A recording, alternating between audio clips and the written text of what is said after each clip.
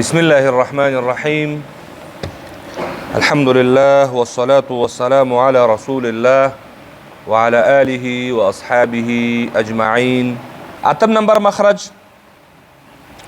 طرف اللسان لام نون را. ما تاسو ویل چې د امام فرا په نسبت دا یو مخرج ده. صحیح شو؟ نو کله چې جبې طرف د ثنایی او رباعي او انیاب غاښونو سره ولګي سره د ضواحکونه. خو البته په دې کې چې دی نو بیا د نورو امامانو په نسبت باندې چې هغه 14 ګڼي یا 18 ګڼي امام خلیل او امام سیبوی هغې بیا د لام او نون دپاره چې دی نو مخرج کې یو غاښ فرق پیدا کوي.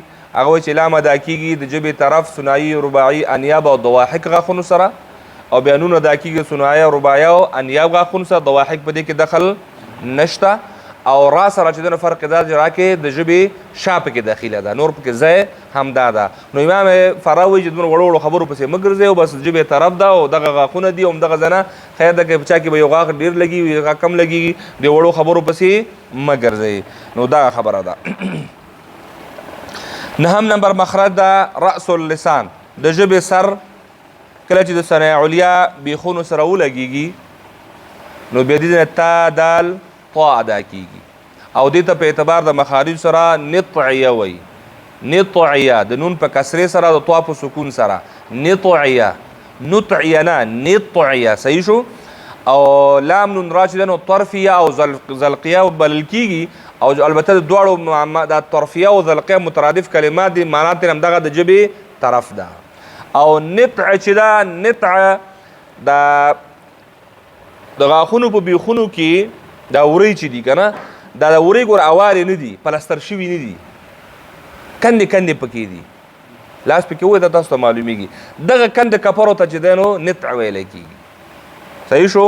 نو د په همدغه لحاظ باندې دغه نوم ته دیو اضافه شوی ده. لسم نمبر مخرج ده دام رأس اللسان کې د دې نه هم 3 حروف ادا کېږي. البته د نطعیه سره فرق دا ده چې هغه د غاښونو د بیخونو نه ادا کېدل او دا د غاښونو د سرونو نه. همدغه ژبې سر ده د غاښونو سرونو سره لګېږي، بیرون وځي ژبه. او ځینې کتابونو کې د غاښونو د سرونو په ځای باندې د غاښونو غاړې ښودل شوي دي، د ثنایا د سرونو په ځای باندې د ثنایاو غاړې ښودل شوي دي.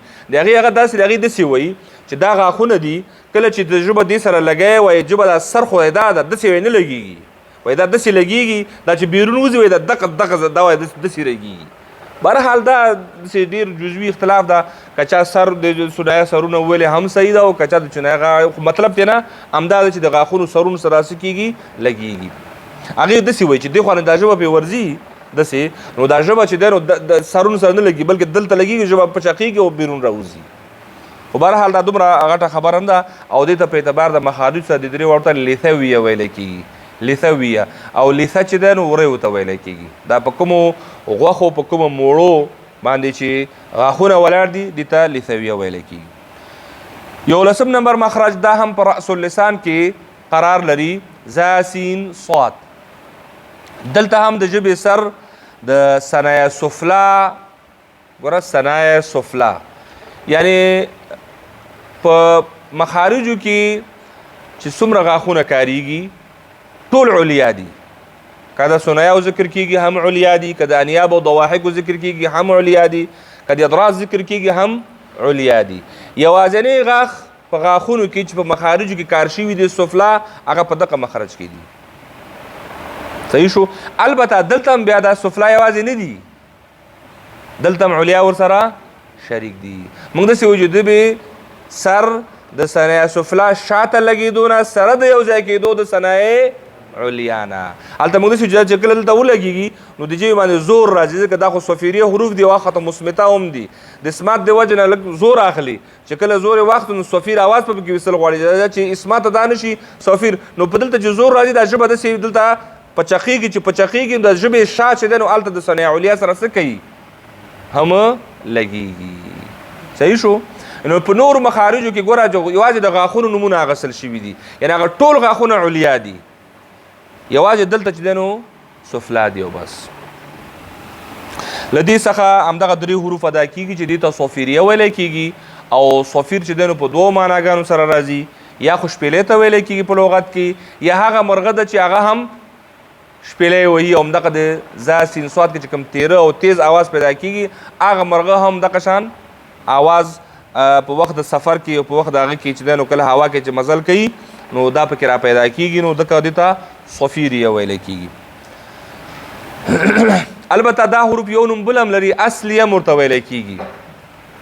اصلیه نو زیات مشهور په صفیریه باندې دي خو ځینې کتابونه وایي چې نه د مخرج په لحاظ سره اصلیه او د صفت په لحاظ سره صفیریه. ځینې وایي نه مخرجن او صفتن په دواړو صورتونو کې دا چې دي صفیریه دي. یعنې که چېرته اصلیه هم مخې ته راغله نو مراد اصل ویلی کېږي سوکي ته خو اصل ګوره سواد سره نه ګوره سین سره. اصلیه د سین سره سواد سره خو بیا اصل چې د نو بنیاد ته ویلی کېږي هغه بیا بله معنا ورکوي او دلته د سوکې معنا باندې راځي دلته اصلیه سره. 12 نمبر مخرج هغه د شفت ده یوه شونډه شفت فا ده.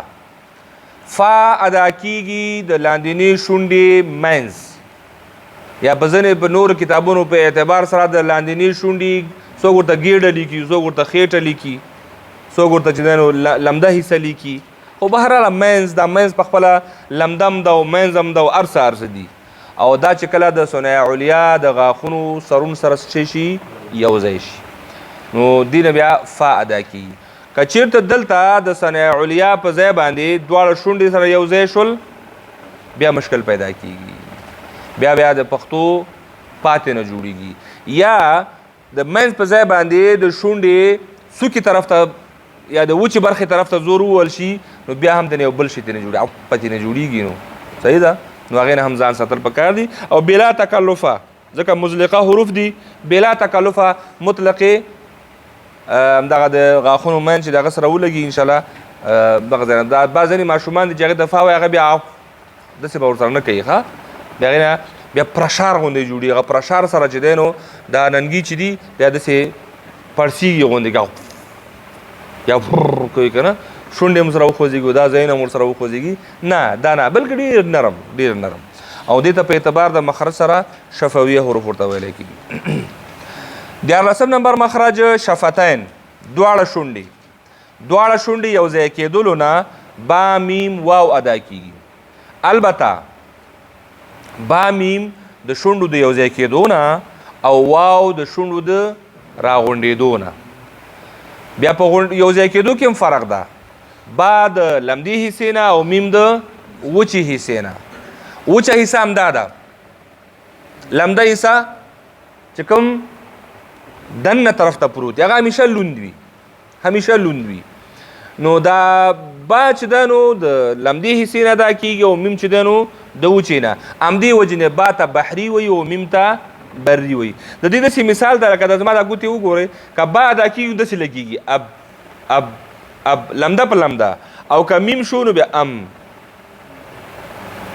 متوجه هستئ لکه دا شونډې راواخله که مثال نو با چې لګېږي داسې لګېږي هغه وچه بیرون به او میم کې بیا داسې لګېږي صحیح شو نو همدې وجې نه میم چې دی نو بري ده او با چې دی نو بحري ده او واو چې دی نو دا بیا د دواړو شونډو د راغونډېدو نه راغونجه کېدو نه ګول کېدو نه او ده کې هم شونډې لګېږي خو د شونډې هغه غاړې چې دي کوم طرفونه چې دي هغه لګېږي او منځ یې خالي وي او اواز په همدې منځ خالیګانه څه وشي بیرون راوځي.